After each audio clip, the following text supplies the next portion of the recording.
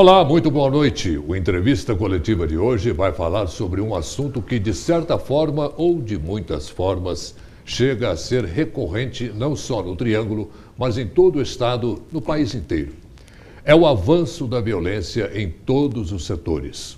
O cidadão pagador de impostos, numa média, vive em constante sensação de insegurança e exige uma ação mais presente do Estado.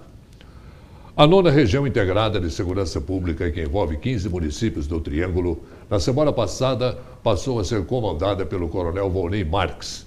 Ele compartilha o comando da segurança desta região com Samuel Barreto, delegado-chefe do 9º Departamento de Polícia Civil.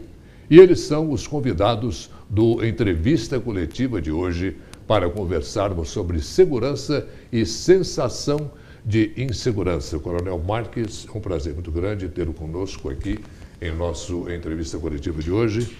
Doutor Samuel também, é um prazer muito grande tê-los conosco em nosso programa. Sejam ambos muitíssimo bem-vindos. Abrindo o nosso programa com um pouquinho de filosofia antes da gente entrar na questão principal do nosso quintal. As pessoas, isso é o que diz um clássico da literatura, é o Leviatã, que as pessoas vivem perpetuamente em um estado de insegurança quando não há o Estado para lhes proteger, quando vivem no chamado estado de natureza, que tem medo porque todos desfrutam da liberdade total, que desconhece qualquer limite e todos podem fazer tudo, prevalecendo, óbvio, o poder do mais forte, o poder do armado sobre o desarmado e o mais fraco. Coronel Marques, assumiram também na semana passada e nesta semana também, mais recentemente, os comandos dos batalhões em nossa região. Mais polícia nos municípios, uma filosofia nova de trabalho pode significar mais segurança para o cidadão em nossa região? Boa noite, Oley. Claro que sim. Nós estamos enfrentando uma situação que ela prevê uma melhora nas questões da gestão do policiamento. E nós temos enfrentado aí uma série de dificuldades em crimes variados. E a nossa visão é o seguinte, criar uma gestão participativa, com foco nossos policiais militares, para que nós possamos não desperdiçar esforços e realmente combater a criminalidade no seu foco, no principal problema, nas zonas quentes de criminalidade. Doutor Samuel, como é que o senhor vê essa situação hoje de criminalidade aqui em nossa região? Mais polícia significa mais segurança? Bom, boa noite, né? Lei, é um prazer estar aqui no seu programa pela primeira vez. Prazer é todo nosso, doutor Samuel. Eu acho o seguinte, Uberlândia, nós temos que destacar que é a segunda maior cidade do estado de Minas Gerais.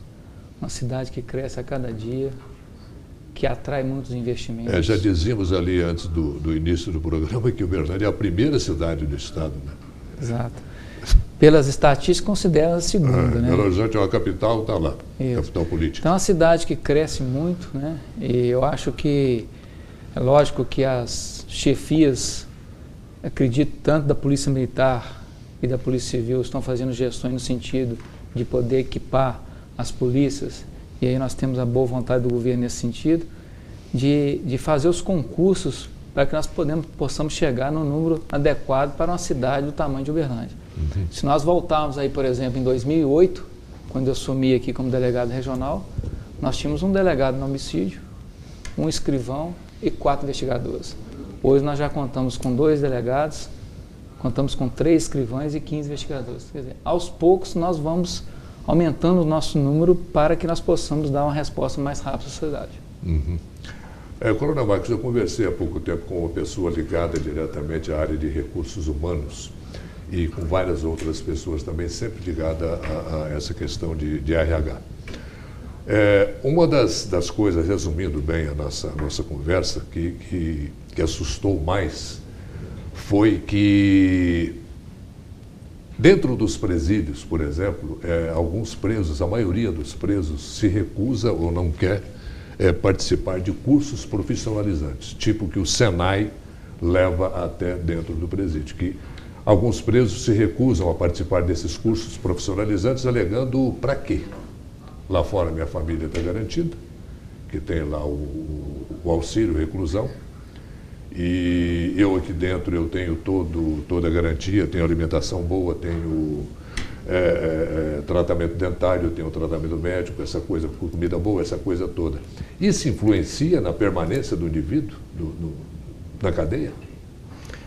De uma certa forma, sim. Né? Mas a permanência, sim, que ele sai e quer voltar logo.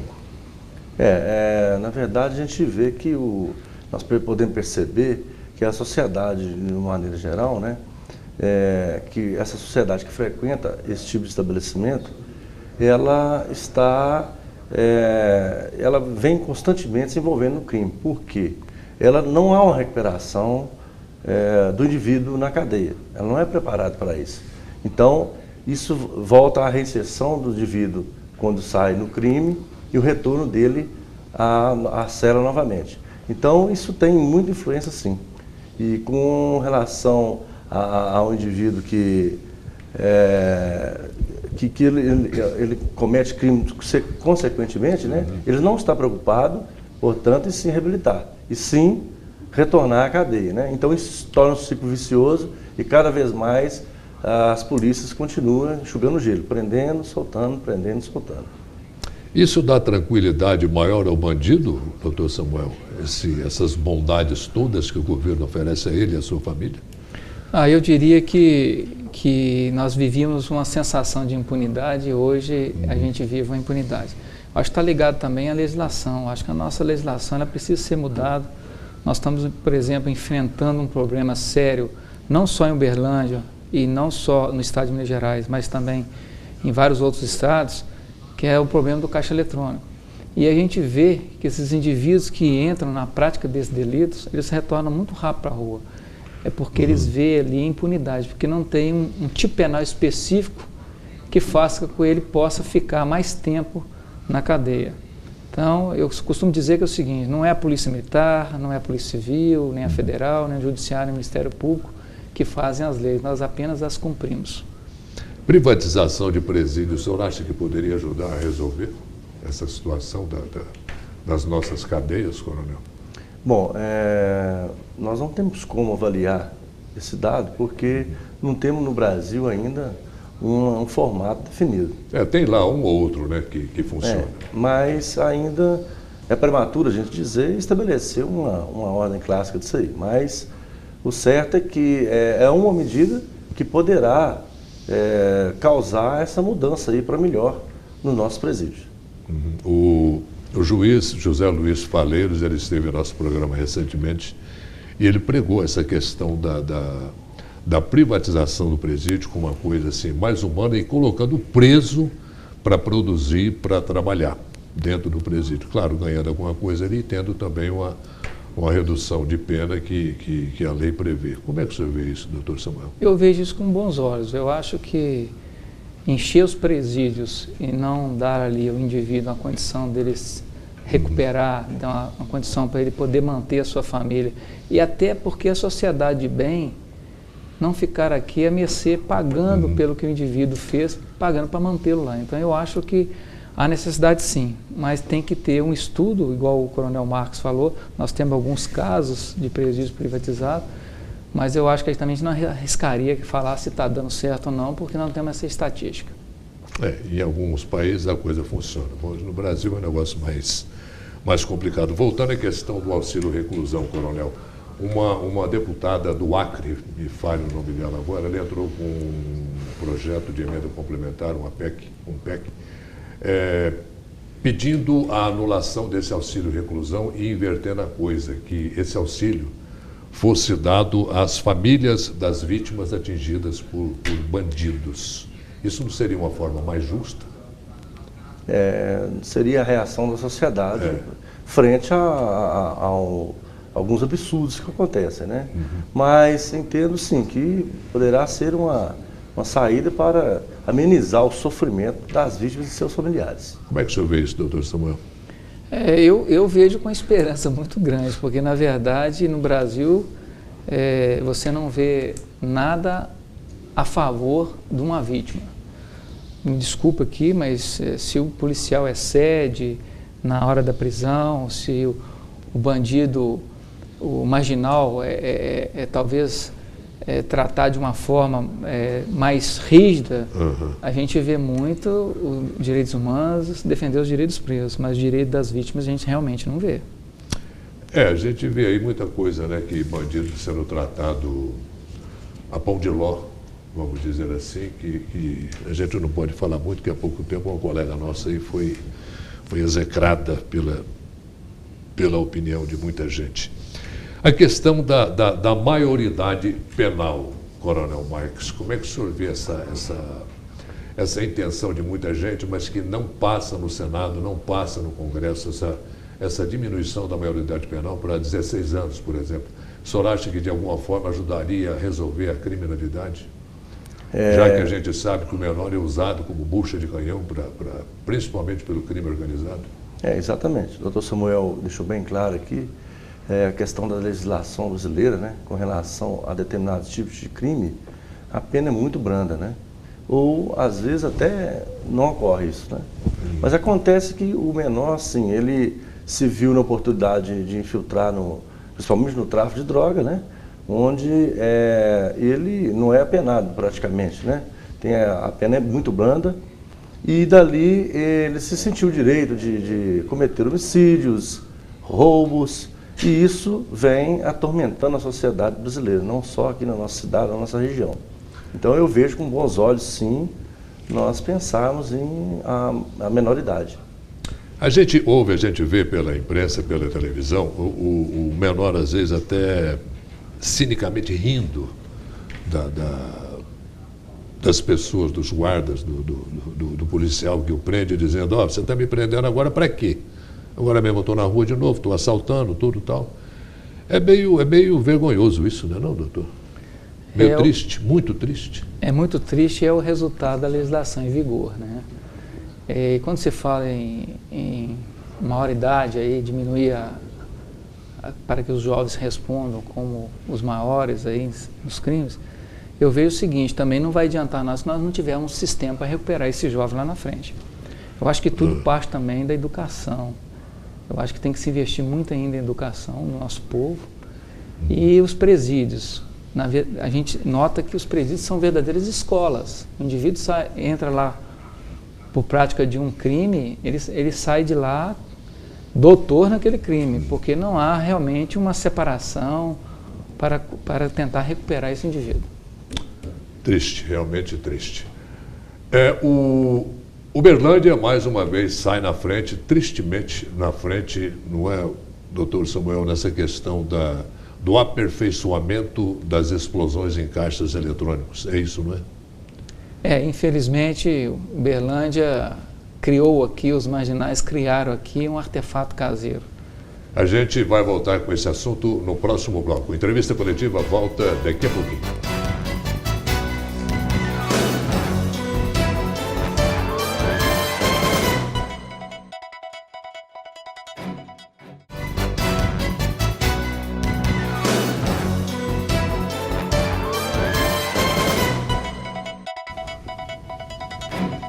Estamos de volta com uma entrevista coletiva quando conversamos com o Coronel Volney Marques e com o Dr. Samuel Barreto sobre segurança e sensação de insegurança. No final do primeiro bloco, Dr. Samuel, a gente falava sobre essa nova, vamos dizer, uma tecnologia nova que Uberlândia está sentindo através de bandidos, de marginais, que estão usando essa tecnologia, vamos dizer assim, para a explosão de caixas eletrônicos. Como é que é isso?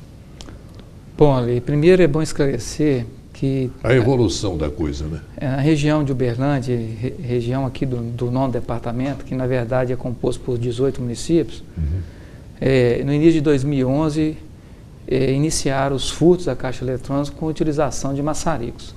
E o tempo que as quadrilhas demoravam para praticar esse tipo de crime era de 2 a 4 horas.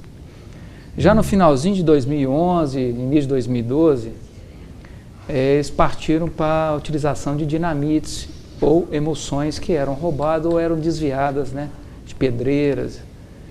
E aí esse tempo de 2 a 4 horas passaram a ser de 2 a 5 minutos cada ação. Em meados de 2012, nós aqui criamos em Uberlândia um grupo formado pela Polícia Civil, Polícia Militar, Polícia Federal, Exército Brasileiro, no sentido de nós combatermos esse tipo de delito e cada um na sua função. Quando houve uma rigorosa fiscalização desses materiais explosivos, e realmente eu posso falar hoje que hoje no mercado negro sumiu dinamite. Sumiu. Aqui nós não encontramos mais explosão com utilização de dinamites.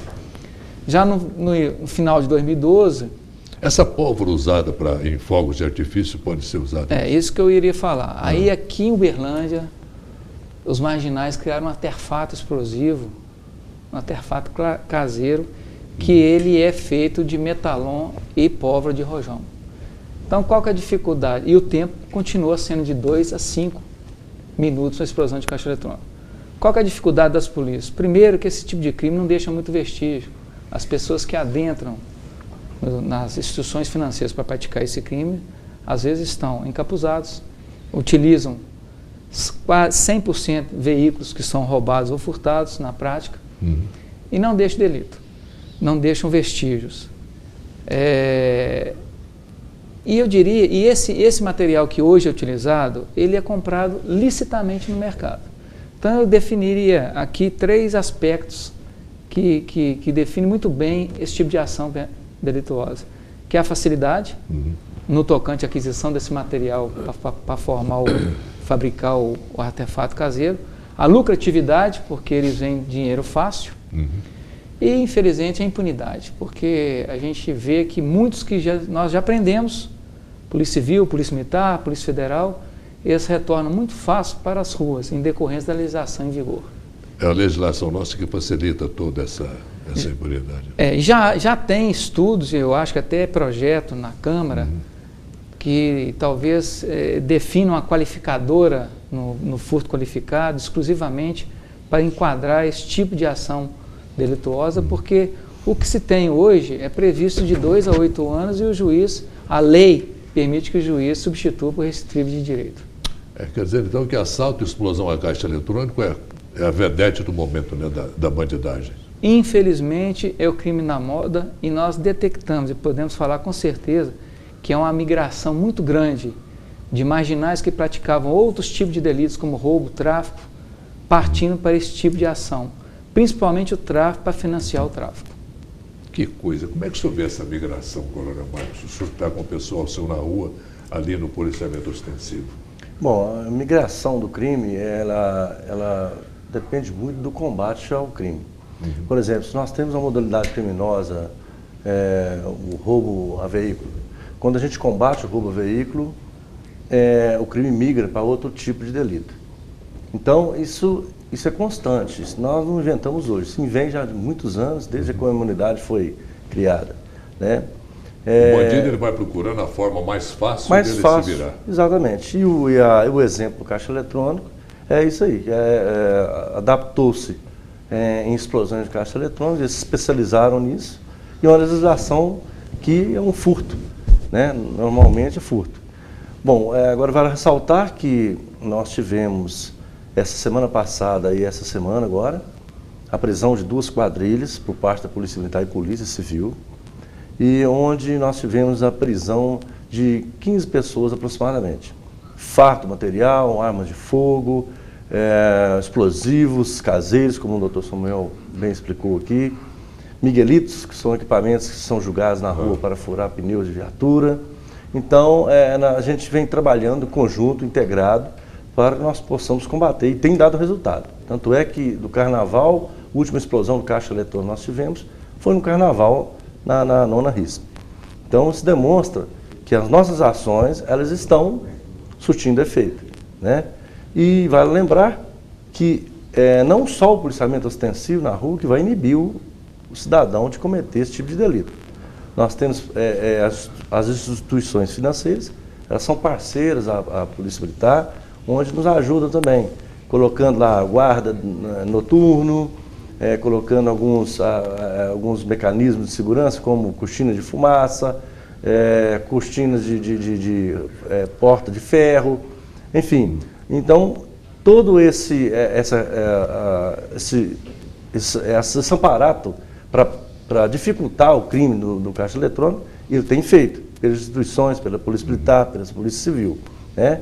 Então, a gente vê que essa diminuição ela é fruto de uma ação em conjunto com a Polícia Civil e uma ação conjunta das instituições financeiras. O serviço de inteligência também é muito importante na elucidação e na prevenção desses crimes também, né?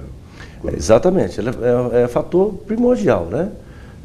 O doutor Samuel Barreto agora muito bem explicou a respeito da inteligência. Nós estamos integrados, nós temos um trabalho em conjunto, juntamente com a Polícia Federal, onde nós integramos a inteligência para combater esse tipo de delito. E tem dado certo, por isso que as coisas, esse crime, ele vem diminuindo a cada dia. Só para vocês terem uma ideia, nós tivemos no ano passado a prisão de 110 pessoas nessa modalidade criminosa, né? Dos quais 76 presos em flagrante. Muitos deles foram represos, né? Então, sim, veja bem, então por falta da ação policial, tanto da Polícia Militar como da Polícia Civil, Polícia Federal, não está faltando não, né? Então as coisas estão acontecendo. E com certeza essa modalidade criminosa vai ter uma tendência de migração num pouco tempo. Vamos ver o que vai acontecer depois do caixa eletrônico, né? Doutor Samuel, essa legislação nossa que beneficia tanto, privilegia tanto o bandido, de certa forma não frustra o trabalho policial? Olha, a gente como cidadão, a gente também sente, mas nós temos o dever, claro, e as polícias não têm medido esforço no sentido de combater qualquer tipo de crime. Muito bem explicou o Coronel Marcos, foram 15 pessoas presas nos últimos dias aí por explosões de caixa eletrônico. E é bom também dizer que a Secretaria de Estado de Defesa Social de Minas Gerais, ela criou um grupo chamado Divisas Seguras, que já tem a participação de Minas, Goiás e São Paulo. E agora estão aderindo a este grupo mais outros estados como Bahia, Espírito Santo, Mato Grosso e Mato Grosso do Sul. O que é esse grupo? Esse grupo é uma troca constante de informações das polícias militar, civil, federal, membros do Ministério Público, Judiciário, sistema prisional, que inclusive tem uma fonte riquíssima de informações, e essa troca de informações constante no sentido de combater a criminalidade.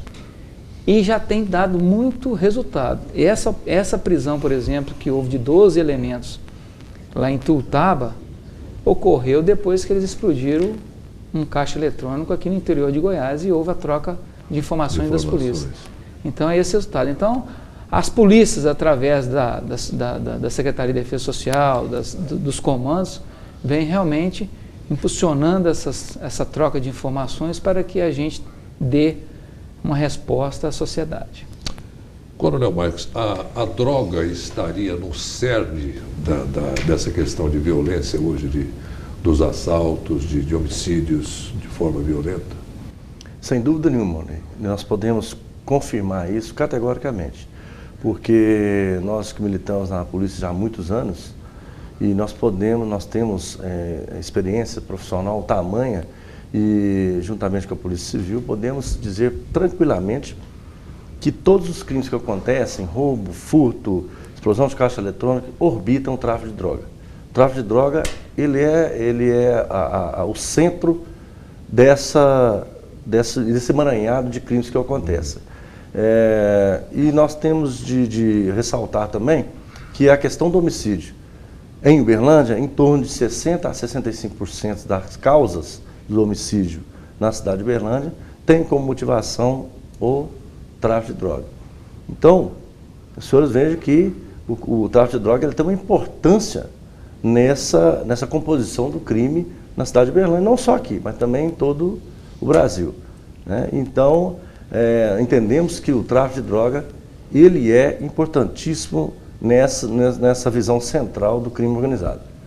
É a droga e o menor. Juntos, eles formam uma dupla terrível nessa questão de criminalidade, não, doutor Samuel? Com certeza que, como vocês mesmos dizem, né, quanto aos menores, o tráfico os utilizam. E o tráfico, como bem disse também o coronel, o tráfico está por trás de todos os crimes, né? O cidadão rouba para talvez manter o seu vício, furta para manter seu vício, né?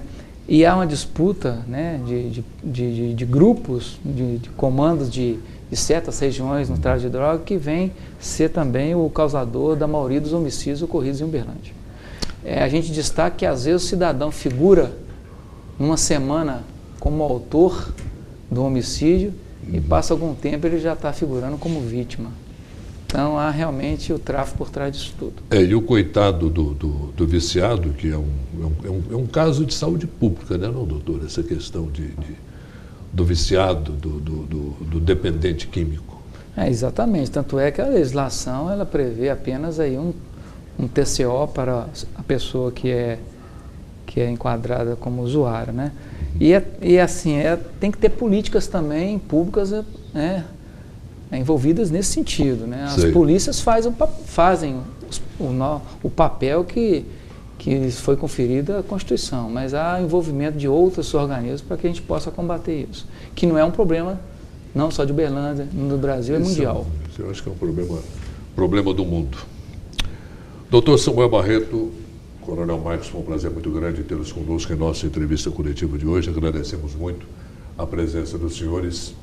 E a gente termina aqui mais esta edição do Entrevista Coletiva e a gente volta no próximo sábado, neste mesmo horário, se Deus quiser. Um ótimo final de semana para todos e até lá.